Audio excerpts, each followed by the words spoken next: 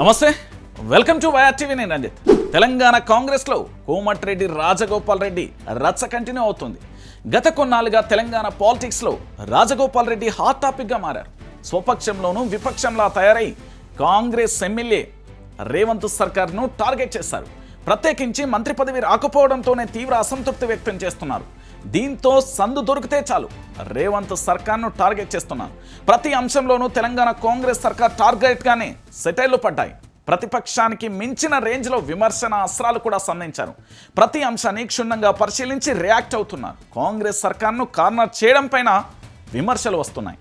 అయితే తాజాగా ఇప్పటి వరకు అనేక అంశాలపై విరుచుకుపడ్డ కోమటిరెడ్డి రాజగోపాల్ రెడ్డి తెలంగాణలోని నియోజకవర్గాలకు నిధుల కేటాయింపుల విషయంలో ఘాటుగా రియాక్ట్ అయ్యారు. నిధులు సమకూర్చాలంటూ ఎమ్మెల్యే ఎన్ఎం శ్రీనివాసరెడ్డి చేసిన సూచనలను మనస్ఫూర్తిగా సమర్థిస్తున్నట్లుగా పేర్కొన్నారు. మెజార్టీ ఎమ్మెల్యేల అభిప్రాయం కూడా ఇదేనని భావిస్తున్నారు. ప్రజల జీవన ప్రమాణాలు మెరుగుపరిచేందుకు అసెంబ్లీ నియోజకవర్గ అభివృద్ధి నిధులు ఉపయోగపడతాయంటూ కూడా చెప్పుకొచ్చారు.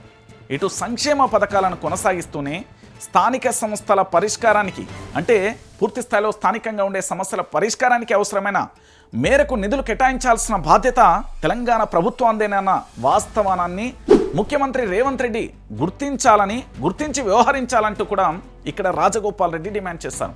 మీకు 1, 2, 3, 4, 5, 6, 20 మంది ఉన్నారు. ఈ రాష్ట్రాన్ని దోసుకుంటున్న ఇప్పుడు కూడా రాబోయే రోజుల్లో సమయం వచ్చినప్పుడు వాళ్ళ బండారం బయట పెడతా. ఏది ఏమైనా తెలంగాణ రాష్ట్ర సంపద లూటీ విషయంలో కానీ, కాంట్రాక్టుల విషయంలో కానీ, భూముల విషయంలో కానీ, ఇసుక మాఫియా విషయంలో కానీ, ఏ విషయంలో సరే తెలంగాణ ప్రాంతానికి ప్రజలకు అన్యాయం చేసే పని ఎవరు చేసినా బహిరంగంగా. మొన్న ఈ మధ్యలో వివిధ అంశాలపై కోమటిరెడ్డి రాజగోపాల్ రెడ్డి స్పందించిన తీరు మనం చూస్తాం. అయితే రీజనల్ రింగ్ రోడ్ విషయంలో కూడా ఇబ్బందులు పడుతున్న రైతులకు భరోసాగా నిలిచారు. కొందరి స్వార్థం కోసం ట్రిపుల్ అలైన్మెంట్ మార్చారని, అది మారాలంటే తెలంగాణ ప్రభుత్వమే మారాలేమో అంటూ హాట్ కామెంట్ కూడా చేశారు. అంతకుముందు సెప్టెంబర్ 17న గన్ పార్కు దగ్గర నివాళులర్పించిన రాజగోపాల్ రెడ్డి నిరుద్యోగులకు అండగా ఉంటానని హామీ ఇచ్చారు. అంతేకాదండి, కాంగ్రెస్ పెద్దలు గత ఎన్నికల సమయంలో ఇచ్చిన హామీలైన 2 లక్షల ఉద్యోగాల భర్తీ చేయాలని రేవంత్ రెడ్డి ప్రభుత్వాన్ని గన్ పార్క్ సాక్షిగా కూడా రాజగోపాల్ రెడ్డి డిమాండ్ చేశారు. 2 లక్షల ఉద్యోగాలు వస్తాయని చెప్పి గ్రూప్ 1, గ్రూప్ 2 అన్ని రకాల పరీక్షలు కూడా కాంపిటేటివ్ ఎగ్జామ్స్ పారదర్శకంగా పెట్టి మాకు న్యాయం జరుగుతుందని భావించింది. కాంగ్రెస్ ప్రభుత్వం వచ్చిన తర్వాత అనుకున్న స్థాయిలో 2 లక్షల ఉద్యోగాలు ఇవ్వకపోయినా సరే 50,000 ఉద్యోగాలు ఇచ్చింది. కానీ ఈరోజు మిగతా దాదాపు 30 లక్షల మంది నిరుద్యోగ యువత ఈ తెలంగాణ రాష్ట్రంలో మిగతా 150,000 కూడా ఉద్యోగాలు కూడా భర్తీ చేయాలని డిమాండ్ చేస్తున్నారు.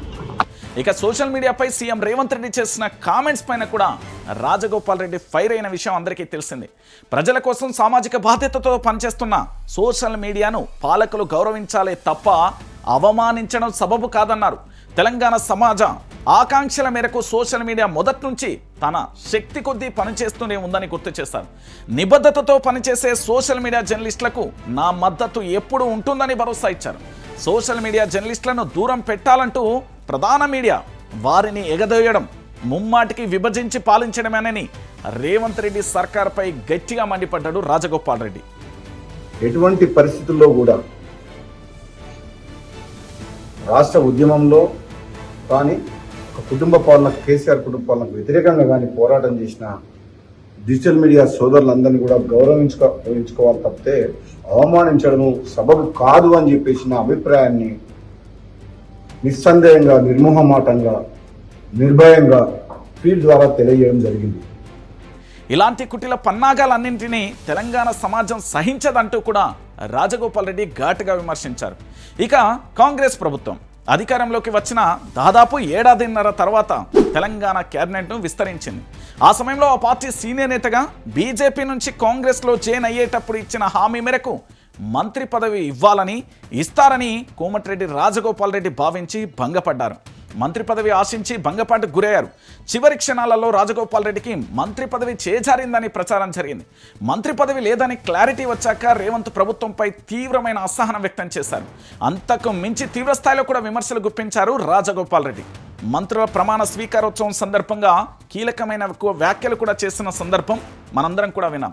నాకు రాజకీయాలంటే పదవులు కానీ అధికారం కానీ కాదన్నారు. ప్రజల పట్ల నా నిబద్ధత, తెలంగాణ పునర్నిర్మాణం పట్ల నా కలలే నాకు ప్రేరణగా నిలిచాయన్నారు రాజగోపాల్ రెడ్డి. అదే కారణంగా నేను తిరిగి కాంగ్రెస్ పార్టీలోకి వచ్చానని చెప్పారు. ఈరోజు మంత్రిని లేకపోవచ్చు, మంత్రి పదవి నా దగ్గర లేకపోవచ్చు, పార్టీని బలపరిచే ప్రయత్నాలలో ప్రజల మద్దతుతో ముందుకు సాగుతున్నానన్నారు రాజగోపాల్ రెడ్డి. ప్రజల సమస్యలు వినడంలో, వారి హక్కుల కోసం పోరాడడంలో, వారి గొంతుకను ప్రభుత్వం వరకు తీసుకెళ్లడంలో ఎప్పటికీ ముందుంటానని కూడా స్పష్టం చేశారు.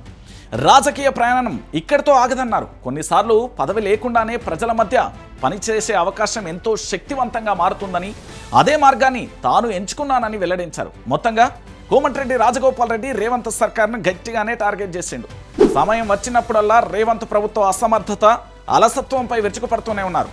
ఒక్క మాటలో చెప్పాలంటే రేవంత్కు రాజగోపాల్ రెడ్డి పెద్ద తలనొప్పిగా మారారనే కామెంట్స్ తెలంగాణ సర్కిళ్లలో గట్టిగా వినబడుతున్నాయి. మరి ఏం జరుగుతుందో మనం కూడా వేచి